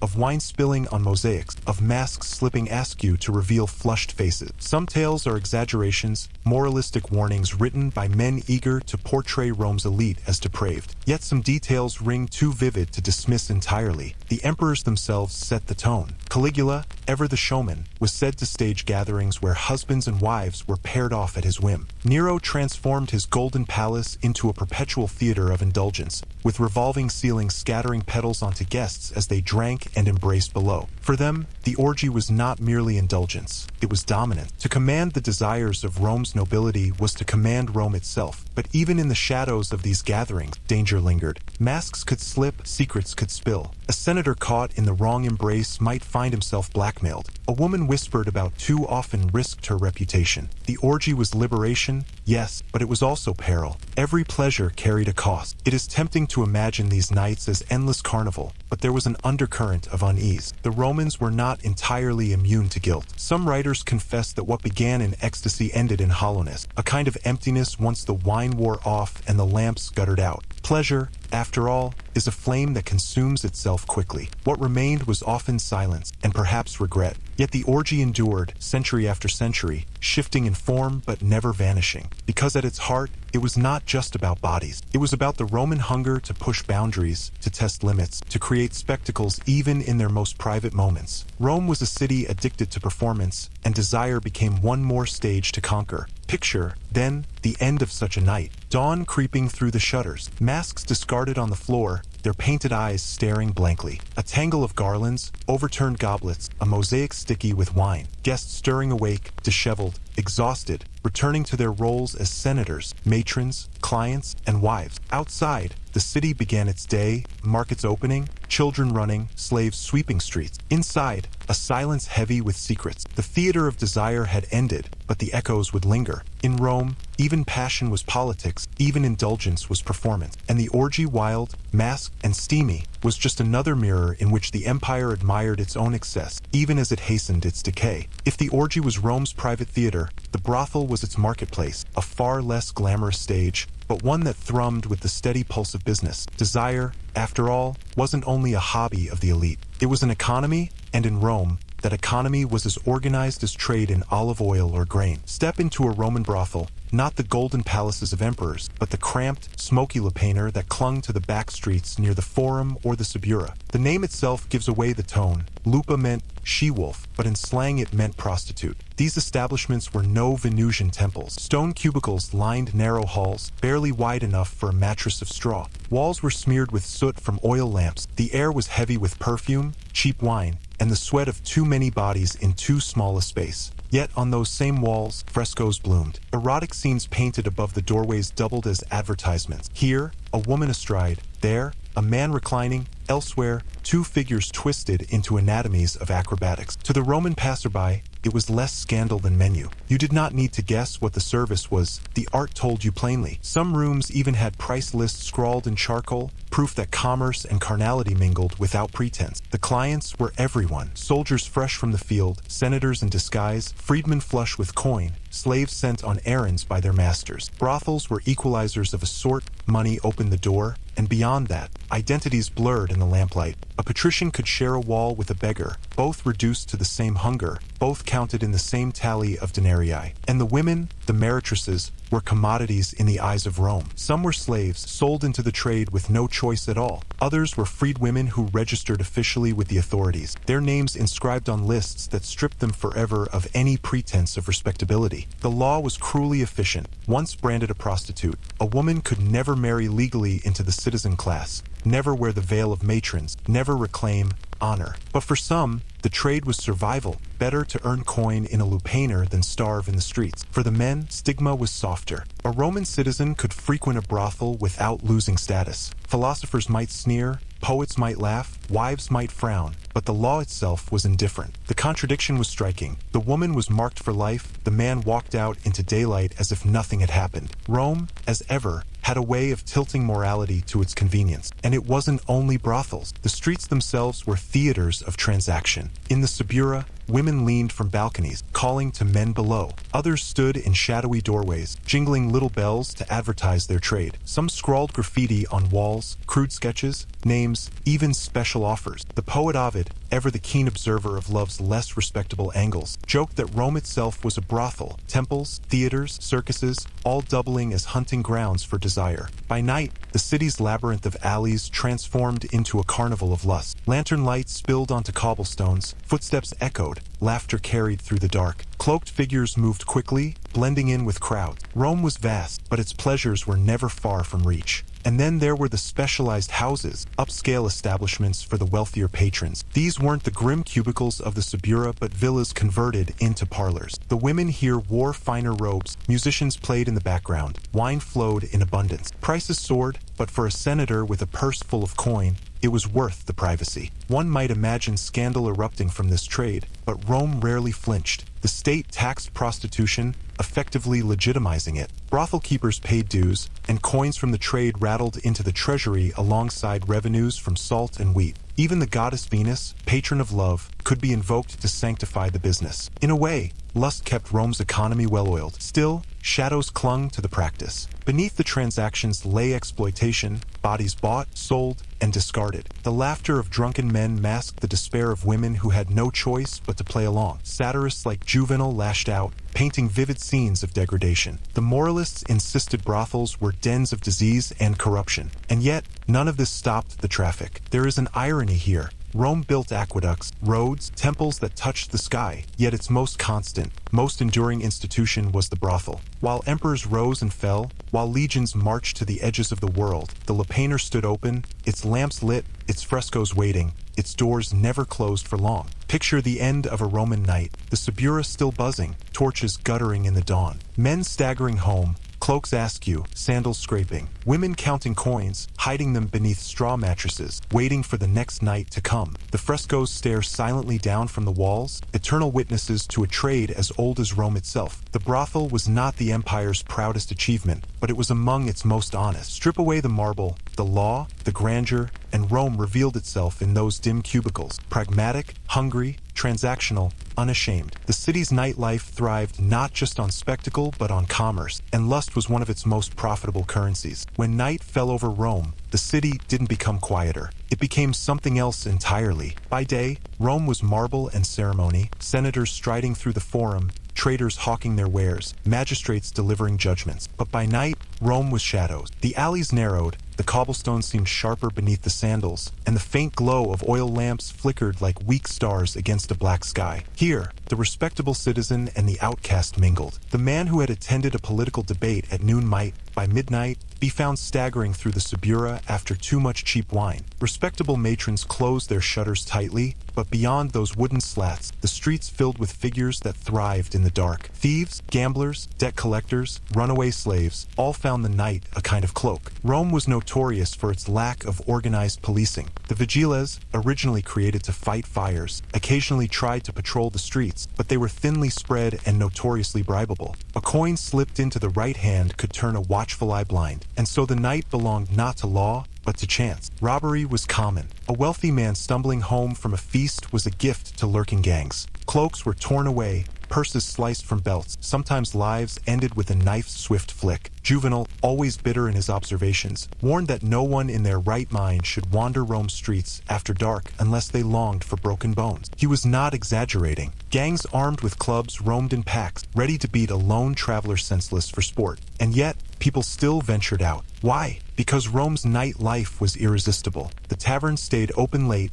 pouring wine until voices slurred and songs grew rowdy. Dice games clattered in smoky rooms, fortunes lost and won by the throw of knucklebones. Theaters staged late shows, ribald comedies where actors mocked politicians, gods, and sometimes the audience itself. Pleasure outweighed risk, at least for those with coin and courage. But not all dangers were human. The city itself could betray you. Rome's streets were uneven, narrow, littered with refuse. In daylight, you could step carefully. At night, a misstep meant a broken ankle or worse. Open sewers ran down alleys, carrying both stench and disease. Rats scurried across stones. The smell of urine and wine-soaked vomit was inescapable. If romance glowed somewhere in the moonlight, it was faint and easily drowned by filth. And then there were the brooding figures of the night. The witches, the sorceresses, the women whom respectable Romans feared. Whispered stories told of nocturnal rituals carried out in graveyards. Curses written on lead tablets and buried in the earth, spells woven by women who claimed to draw down the very moon. A drunken man stumbling past a cemetery might shiver at the thought that he was not merely passing graves, but intruding on a ritual best left unseen. The aftermath of Rome's pleasures was often grim. In the early dawn, when shutters creaked open and shopkeepers began to sweep their thresholds, the remnants of the night were everywhere. A man slumped unconscious by a doorway, robbed of cloak and dignity. A woman dragging herself home, her sandals broken, her hair tangled, clutching a few coins earned at heavy cost. Pools of spilled wine and darker stains, evidence of fights that had ended badly. The city carried hangovers not only in its people, but in its stones. Yet strangely, there was no outrage at this cycle. Rome accepted it, almost celebrated it. The danger of the night was simply part of its allure. Poets wrote about it, moralists condemned it, but still the taverns opened, the dice clattered, the lovers met in shadows. Vice and risk were woven into the same fabric. The citizen who feared robbery still laughed at bawdy plays. The man who lost a fortune at dice still staggered to the brothel the next evening. The very unpredictability of the night was part of its seduction. To walk Rome's moonlit streets was to gamble, not only with coin, but with safety, with reputation, with one's very life. Someone staggering home flush with victory, stories of wild debauchery, ready to be told at tomorrow's bathhouse. Others lost, their fates ending in a gutter, and still the city never slept. Imagine standing in the Forum at midnight. The marble columns cast long shadows, the temples loom silent, yet the hum of distant laughter drifts from the Subura. Somewhere a fight erupts, the sharp crack of wood against bone. Somewhere else, a lute strums, soft and seductive. A dog barks, a drunk sings. The night is alive, unpredictable, dangerous, and undeniably Roman. For all its grandeur, Rome was not built only on law and legions. It was built on its appetite, and at night, that appetite revealed its sharpest teeth. By daylight, Rome paraded its virtues. By moonlight, it bared its vices. And the truth of the empire lay somewhere between. The Roman day might have ended with the sun, but for the wealthy, the real theater of excess began long after darkness fell. Midnight in Rome was not silence. It was chewing, slurping, belching. The empire that conquered continents also conquered appetite, and the nocturnal banquet was one of its most extraordinary performances. Picture a villa lit by hundreds of oil lamps, their smoky glow reflecting in polished marble floors. The guests recline on couches, not sitting upright like civilized eaters, but lounging sideways, half-draped, half-drunk. Silk pillows are tucked under arms, golden goblets glint in the firelight, and slaves dart about like shadows, carrying trays of steaming dishes. The air is thick with the mingling sense of roasted meats, perfumes sprinkled on the floor, and incense burned to cover the smell of both. Food in Rome was not about sustenance. It was theater, seduction, and occasionally a test of endurance. Peacocks roasted whole, with feathers reattached after cooking to give the illusion of life. Flamingo tongues, prized for their rarity, presented in golden bowls. Dormice stuffed with minced pork and pine nuts, so small and delicate they looked more like ornaments than food. Nothing was too bizarre, too extravagant. Eating was not about hunger but spectacle, and the hour mattered. Banquets didn't politely end when the body was satisfied. No, they stretched into the darkest hours, the line between feast and orgy blurred. At first, guests nibbled and conversed, quoting poets, laughing at witticisms. But as the night deepened, so did the indulgence. Wine flowed unchecked. Dishes arrived one after the other, each more excessive than the last. It was a rhythm of appetite. Eat, drink, vomit, repeat. Yes, vomit. The infamous vomitorium is often misunderstood. It was not an actual room built for purging, but the concept was real enough. Romans prided themselves on their ability to extend pleasure indefinitely. When the stomach could take no more, some guests discreetly excused themselves to make room for the next course. What modern sensibility would call grotesque, the Romans considered refined, the dedication to never letting limits spoil the night. The banquets were not just about food. They were about power. To host a lavish midnight feast was to display wealth in its rawest form. Bread and porridge were for peasants. Flamingo tongues were for emperors. Invitations to these nocturnal affairs were coveted, not only for the pleasures of the table, but for the proximity to influence. Deals were struck over honey-glazed figs, alliances forged over roasted boar. Yet excess came with danger. Overindulgence made men foolish. Loose tongues betrayed secrets, insults were hurled, rivalries reignited. A man who drank too much Falernian wine might wake up not only with a headache, but with a new enemy. And then there was the body itself, rebelling. Ancient sources are filled with stories of men collapsing mid-banquet, struck down not by assassins, but by their own gluttony. Still, the feast went on. The room hummed with laughter, with music from lyres and flutes, with the soft moans of those slipping from dining couch to bedchamber. Banquets were never only about food, they were preludes to other indulgences. Courtesans circulated like fine wine, offering more than conversation. Guests paired off, slipped into corners, vanished behind heavy curtains. Appetite fed appetite, and Rome was a city that never apologized for that. Imagine the hour, 3 in the morning. Outside, the streets are silent except for the occasional bark of a dog. Inside, the villa is alive with firelight. A slave pours wine into a golden cup, trembling because if he spills a drop, punishment will follow. A senator leans too close to a courtesan, whispering something half-witty, half-pathetic. A poet recites lines between hiccups, ignored by most of the room. In the corner, A guest slumps unconscious, drool on his tunic, but no one bothers to move him. The night is not about dignity, and always, the dishes keep arriving. Eels in honey sauce, ostrich stews, pastries filled with dates and nuts, whole animals carved tableside with elaborate flourish. The guests laugh, groan, and reach for more. The lamps burn lower, smoke curling toward the ceiling. Somewhere, a slave refills the incense to keep the room from smelling of sweat and wine. The scene is at once glorious and grotesque, a living painting of Rome's contradictions. What fascinates is not merely the extravagance, but the persistence. Rome's banquets did not fizzle out. They ended only when the body collapsed, when the lamps guttered out, when dawn began to creep pale over the horizon. For some, it ended in bed, for others, on the marble floor, surrounded by crumbs. And yet, when the next evening came, the cycle began again. Appetite was insatiable, a kind of addiction woven into the empire's very bones. The poet Martial once sneered that in Rome, we eat to vomit, and we vomit to eat. He wasn't exaggerating. This was a culture that saw moderation as weakness, that measured status not in restraint, but in how far one could push excess before breaking. Midnight feasts were a form of theater where the gods of hunger and pleasure shared the stage, and no one wanted to leave early. And so, under the velvet Roman sky, the banquets stretched endlessly. A city built on conquest, discipline, and empire revealed its softest, strangest truth, that after all the battles and laws and temples, what it most longed for was to eat, drink, and never stop. If food was one side of Rome's midnight hunger, love, or something resembling it, was the other. The empire prided itself on law, order, and discipline by day, but when the lamps were lit and the feasts wound down, restraint became an optional accessory. The night belonged to secrecy, and the city was an expert in concealing its affairs. Rome was a stage, and the performances of desire often unfolded behind heavy curtains, in candlelit alcoves, or beneath the arches of the very forums where senators had given stern speeches hours earlier. The contrast was part of the thrill. Power proclaimed in daylight, power surrendered at night. The wealthy led the way. Of course, a senator could be seen at dusk in a toga of rigid dignity, only to shed it by midnight in favor of silk, perfume, and the company of someone not his wife. Marriage in Rome was rarely about passion. It was about politics, alliances, heirs. Passion, inconvenient and unruly, was outsourced, and so the city pulsed with clandestine encounters. Courtesans of every rank thrived in the shadows. Some were celebrated for their wit and beauty,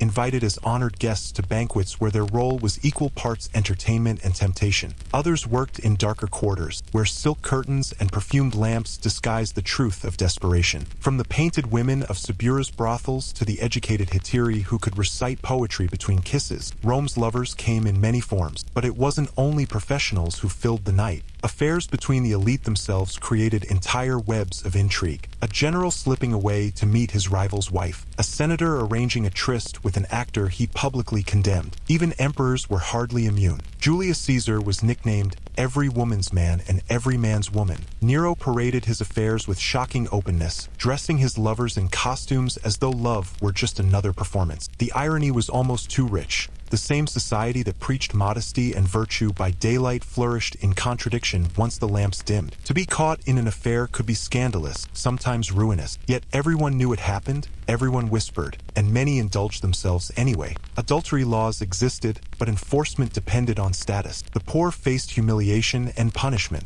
The powerful? They turned it into legend. One could imagine the scene. The banquet hall grows quieter as the hour turns late. The food is half-eaten. The laughter slurs. Couples drift away one by one, disappearing behind embroidered curtain. The marble corridors echo with footsteps muffled by soft sandals. Somewhere, a door creaks open. A senator slips inside. Waiting in the dark is not his wife, but a courtesan dressed in little more than gold jewelry and a conspiratorial smile. Desire in Rome wasn't merely physical. It was political, a weapon sharpened in the night. Pillow talk carried secrets. Lovers became spies. A whispered confession on a silk pillow could topple a career. Courtesans were not just companions. They were informants, conduits of power, silent observers who could destroy reputations with a single retold anecdote. To sleep in Rome was sometimes to gamble with one's future. The settings for these midnight affairs were as varied as the lovers themselves. Luxurious villas with hidden side rooms, gardens heavy with the scent of night-blooming flowers, where shadows provided cover for hurried embraces. Public bathhouses, ostensibly for cleanliness, that doubled as discreet meeting grounds. Even the Circus Maximus, after the races had ended, became a place where couples stole into the stands under cover of darkness. And it wasn't only men who strayed. Roman women, especially those of the upper classes, were hardly passive. Bored by arranged marriages and locked inside domestic duties, many cultivated their own webs of desire. Stories abound of women sneaking lovers into their homes disguised as servants or slipping out at night in veils to prowl the city like their male counterparts. Ovid himself, with his Ars Amatoria, The Art of Love, practically offered a guidebook for such escapades. Desire often ignored boundaries that society pretended to enforce. Same-sex affairs were common, though wrapped in hypocrisy. Senators might rail against moral decay while privately keeping young lovers. Actors, considered socially low, often found themselves objects of obsession for the elite. Soldiers in distant camps turned to one another, forging bonds that blurred friendship and intimacy. Rome's nightlife was never neat. It was tangled, contradictory, and defiantly human. But shadows do not protect forever. Some affairs ended with daggers, others with exile. Augustus, the emperor who styled himself as the moral reformer of Rome, exiled his own daughter Julia for her notorious affairs. Her nightly escapades in the Forum became the stuff of scandalous legend. Lovers who grew careless often paid dearly, not with whispers, but with their lives. For passion in Rome was intoxicating, but it was also perilous. Still, the allure persisted. The risk made it sweeter. Every stolen glance at a banquet, every hand brushed in secret under a silk drapery, carried the thrill of possible ruin. Desire was a rebellion against order, and in a city built on law, rebellion was irresistible. As the night deepened, Rome revealed this other self. Not the empire of stern generals and marble laws, but of sighs in the dark, silken sheets tangled in haste, promises made in whispers, and betrayals waiting for daylight. The city lived in two worlds, and sometimes the shadowed one felt more real. For in the end, the secret night life of Rome was not just about what people did when they thought no one was watching. It was about the truth that civilization, no matter how grand, cannot entirely cage the human heart. And under the ancient stars, lovers in the shadows proved that even empires surrender to desire. Rome may have been the heart of an empire, but its veins, those shadowy streets, narrow alleys, and unlit passageways, were never as safe as marble inscriptions pretended. By day, the city glittered with triumphal arches and bustling markets. By night, it belonged to shadows, and those shadows had teeth. If the nightlife of Rome was about pleasure for the wealthy, it was survival or predation for the desperate. The lamps sputtered on main streets, their faint glow fighting against the pressing dark, but wander a little further from the torchlight and the city transformed into a hunting ground. Pickpockets thrived. They worked in groups, like dancers, moving through drunken crowds outside taverns, their hands slipping silently into purses heavy with coin. Sometimes, their victims didn't notice until morning, when the wine wore off and their money was gone, traded away in the night for nothing more than fleeting laughter. And then there were the burglars, bolder still. Homes in Rome were not impregnable fortresses. In Italy, the sprawling apartment blocks of the poor were flimsy, crowded, and easy to slip into. A loosened shutter, a distracted doorman, and a thief could vanish inside. Even the wealthy, with their grand villas, were not immune. A servant bribed, a guard distracted, and treasures could disappear while their owners snored behind silk curtains. But it wasn't just lone thieves. Rome had gangs, and they ruled the darker corners of the city with a confidence that even the law feared to challenge. These groups were not simple criminals. They were networks, organized, armed, and often politically connected. Some were loyal to gladiators, stirring riots at the amphitheater. Others acted as hired muscle for senators and elites, proving that in Rome, even crime was another form of politics. The Subura district, a notorious neighborhood of brothels, taverns, and cheap lodgings, was particularly infamous. Step into it after dark, and you risked everything: your coin, your clothes, even your life. Knives flashed in the gloom, deals were struck with whispered words, and the line between a drunken brawl and murder blurred quickly. Roman graffiti tells us of muggings in alleyways, of corpses dumped in gutters by dawn. For the ordinary citizen, night travel became an exercise in calculation. Did one risk the dark shortcut through the alley, or spend the extra coins to hire a lantern bearer? A lucerna, a hired torch carrier, was as much a shield against thieves as a source of light. To walk alone was to invite danger, and so the streets filled with little processions, drunken diners escorted home by slaves with lamps, merchants guarded by hired men, lovers sneaking back before sunrise, hearts racing with both passion and fear. And then there were the taverns. Rome's nocturnal taverns were a world apart, smoky, chaotic and brimming with both laughter and menace. Gamblers clutched dice, prostitutes lingered at corners, and brawls broke out with alarming regularity. One man's insult became another's dagger. To drink too much in a Roman tavern was to risk waking up robbed, if one woke at all. The Roman authorities, of course, claimed to maintain order. The vigiles, Rome's night watchmen, patrolled with torches and water buckets, half police, half firefighters, but their reputation was mixed. Some were brave, others corrupt, still others asleep at their posts. They could stop a fire, perhaps chase off a thief, but gangs often outnumbered them, and even they avoided certain districts where the law was more suggestion than reality. What makes Rome's midnight crime so fascinating is how ordinary it was. For us, the idea of stumbling across a body in the street might seem shocking. For a Roman, it was a grim but accepted part of city life. The danger was constant, woven into the fabric of urban existence. To survive, one had to be alert,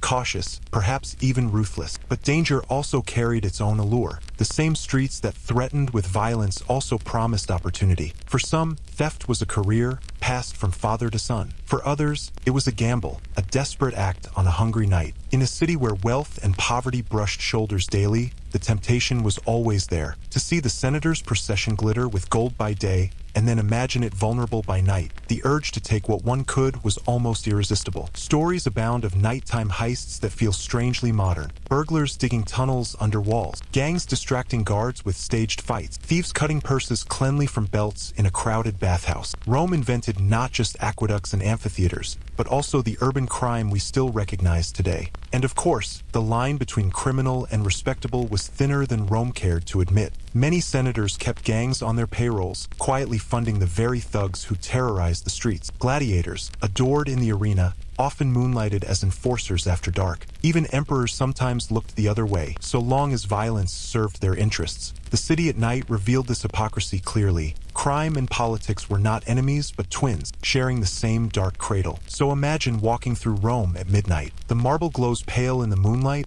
but the alleys are black voids. From a tavern drifts the sound of dice rattling, laughter too loud, and the crash of a jug shattering. A group of shadows moves quickly, their sandals slapping softly against the stones. Ahead, a torchbearer approaches, the light bobbing, revealing the anxious face of a man clutching his purse too tightly. Somewhere, a scream splits the night, then fades just as suddenly. The city exhales, indifferent. This was Rome's other empire, an empire of shadows, ruled not by emperors but by those willing to risk steel for survival. The Senate debated laws by daylight, but in the dark, knives wrote their own decrees. And so, the city lived two lives, one gilded, one grim, both equally Roman. Night in Rome was never silent. It shifted, breathed, pulsed with its own rhythm, dice rolling, footsteps echoing, whispers curling through alleyways. But even Rome's wildest nights had to surrender eventually, to the pale inevitability of dawn. The first hint of morning in the Eternal City was not golden sunlight over marble temples, but the faintest change in sound. The dice clattered less, the tavern songs grew hoarse, the brawlers staggered home,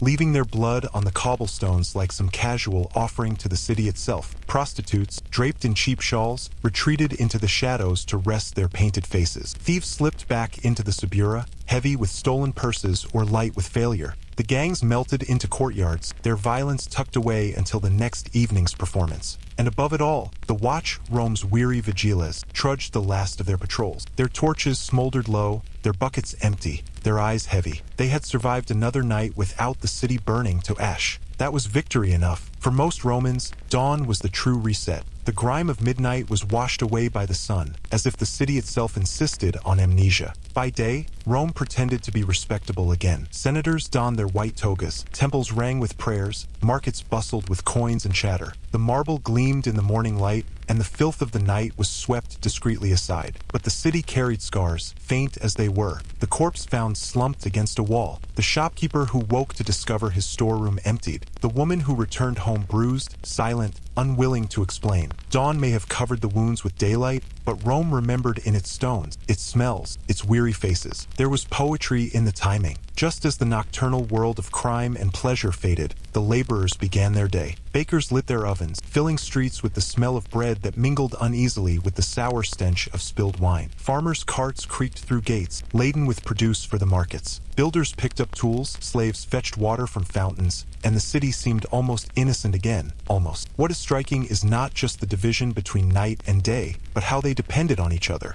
Rome's dazzling daytime grandeur was fueled, in part, by its darker half. Senators who declaimed about honor by noon might have quietly funded gangs by night. Wealthy nobles who performed rituals at dawn had only hours before been stumbling from a brothel. Bakers who sold bread in the forum earned their living by feeding the very men who robbed others after dusk. Night and day were not opposites but accomplices, each making the other possible. And for the ordinary Roman, dawn was a fragile kind of relief. To step into the light meant surviving the night. To see the forum alive with color meant you had avoided the knife in the alley, the thieves in the tavern, the sudden fire that might have consumed your insula. Every sunrise was, in its own way, a victory, though few thought of it that way. Survival in Rome was not celebrated. It was assumed. As the sun climbed, the traces of night thinned. Torches sputtered out. Shadows retreated into corners. The Subura seemed less threatening with children chasing each other through its narrow lanes. The Senate's porticos gleamed as though the drunken revelry of hours before had never existed. The prostitutes became simply women again, folding laundry in courtyards, anonymous among the crowds. And the city scars were tucked neatly beneath the white toga of daylight. But the secret life of Rome never truly ended. It only rested. Each night the city inhaled, and each dawn it exhaled. The cycle was eternal, as natural as the tides. Rome did not apologize for its double existence. It embraced it. It needed it.